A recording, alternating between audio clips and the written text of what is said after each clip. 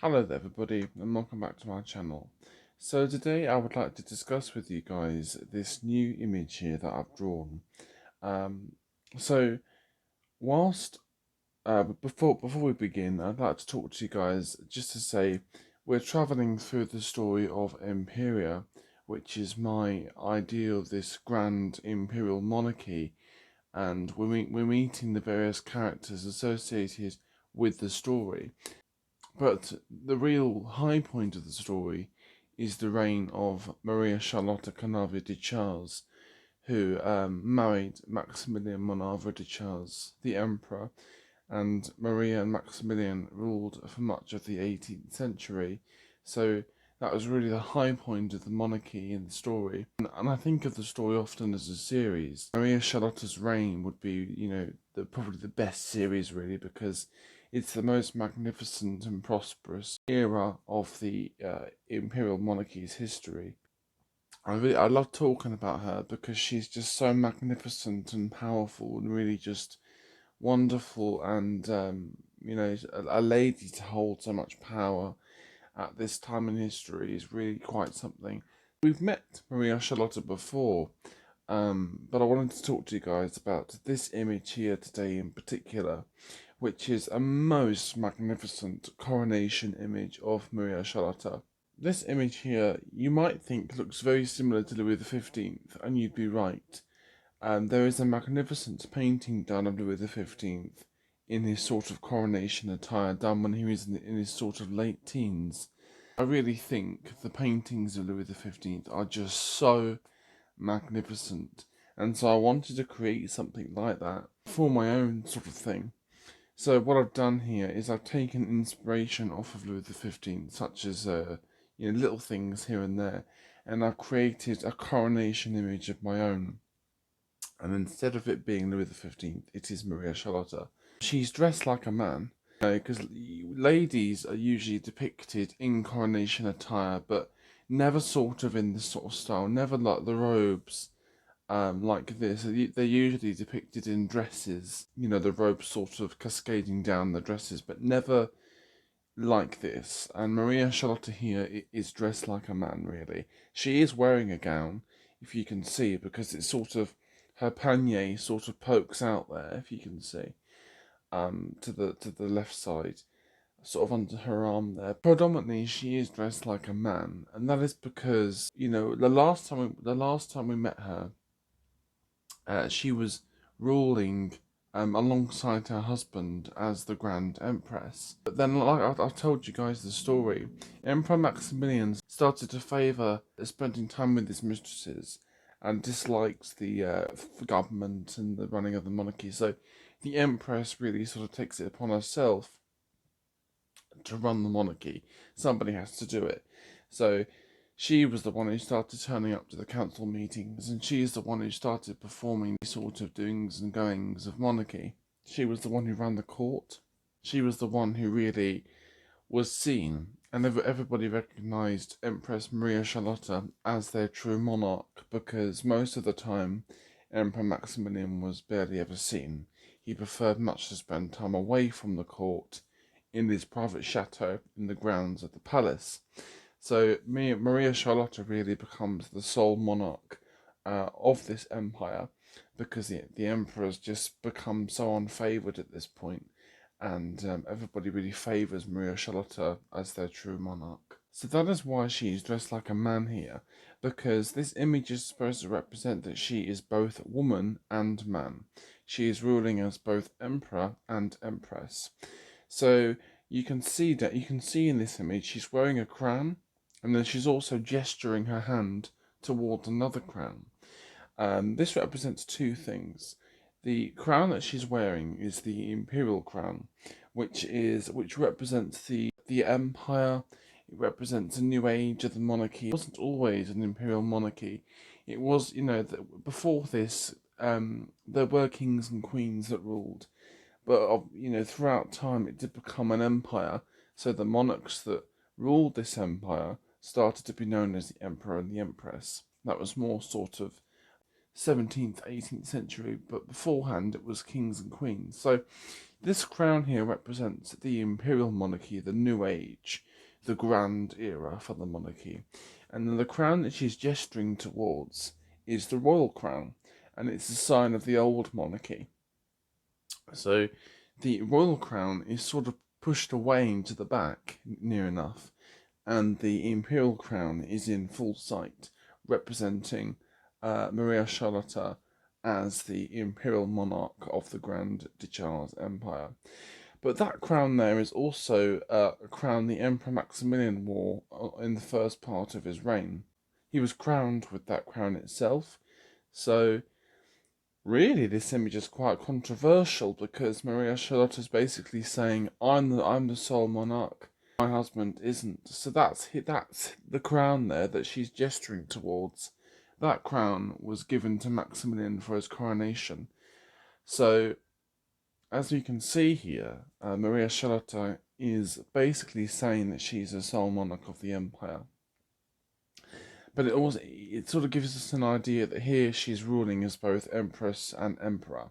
So that's why she's dressed like the way she is. You can see there the imperial staff that she's holding in her hand to the right, and that is a massive staff. It goes all the way down to the ground. Empress Maria Charlotta had it created for her coronation. It's a really grand piece of the crown jewels. It's a magnificent thing. It's sort of topped off with these strange ostrich feathers, as you can see. You can also see the ostrich feathers top the imperial crown, and they also top the old royal crown to the left. So it's quite unusual. We don't usually see feathers like these on crowns, but in my story of Emperia, the white feather on crowns represents imperial power. So Maria Charlotta really brought it to the court and made it the fashion to put these white feathers on crowns. It was her sort of statement. It was her most recognisable thing about her, and in her paintings, is these grand, massive, huge ostrich feathers topped off on crowns, and that's really the sort of style of Maria Charlotta. She's wearing a cravat around her neck or a sort of collar with lace sort of all draping down.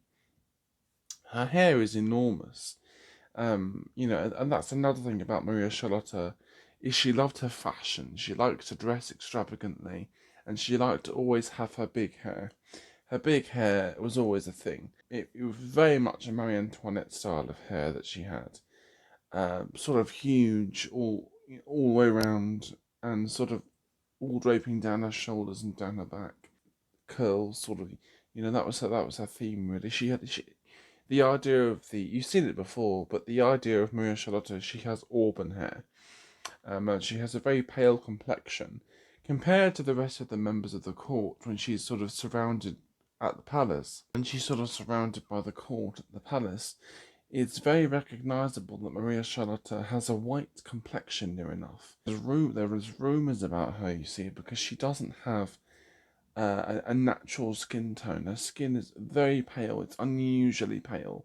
What happens is the courtiers start to kind of copy her, and they start painting their skin white with like powder or paste or something to try and kind of make her feel more comfortable when she's around the court. So the courtiers would start to paint on veins on themselves and paint their skin white to kind of match Maria Charlotta, but her skin in particular was white near enough, and she had this kind of strange red hair and bright blue eyes, and there's suspicions about her at the court. Everyone's kind of like wondering about her if she's completely human or not, because she looks so unusual. She also has this around her neck. It's like an Elizabethan ruff sort of thing. It doesn't go completely around her neck, it just goes around the back. And that's also a fashion statement of Maria Charlotta, is wearing these ruffs. I've seen before in pictures that she quite often wears these. Makes her feel powerful, most glorious monarch when she wears them. So that's another fashion statement of Maria Charlotta. In the background, you can see all this kind of like blowing in the wind velvet drapery. all sort of flying around in the wind. And I really think the background was a very difficult thing to draw because I had to really make it look like velvet kind of blowing around. I don't know if I've done it justice, but I do think it looks really elegant. You can see that it's some sort of material draped around the column there, twisting around it, sort of blowing in the wind. And I like to draw sort of very dramatic coronation images of these monarchs. With my drawings, I like to make the occupant just look at most as magnificent as physically possible.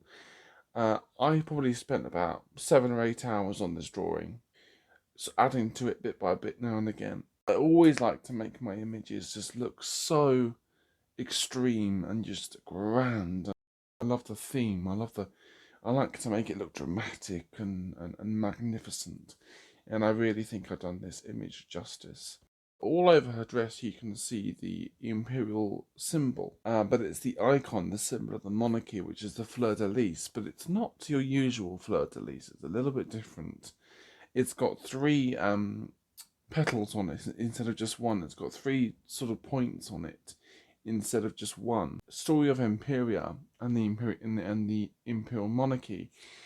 The style of it and the clothing and the style of the clothing and the lifestyle is very much inspired by that of Versailles and Louis XIV, 15th and 16th. So my story of Emperia is basically a combination of different historical monarchs, people like Catherine the Great, Maria Theresa, Louis XV, Marie Antoinette, Queen Victoria, all these different people, and what I've done is I've mingled them all into one, and I've created my own version of a monarchical history. And I really would like to talk more about Imperial because it's such a passion of mine. I may seem crazy talking about this fictional story all the time, but to me, it really represents just all my creativity and all my imagination mingled into one, really. And I just want to talk to you guys more about it. And I would like to talk to you guys more about Strasbourg, which is Empress Maria Charlotta's creation, is her grand imperial palace that she sort of created and moved the court away from the capital city, forced all these sort of haughty aristocrats to move into this beautiful imperial palace. But we'll talk about that more another time. I hope I explained this image well and done it justice. And just, yeah, I would like to talk to you guys more about Imperial because, like I say, it's just such a passion of mine. And if you guys are interested in hearing more, then do stay tuned and I will make another video sooner or later. So thank you very much.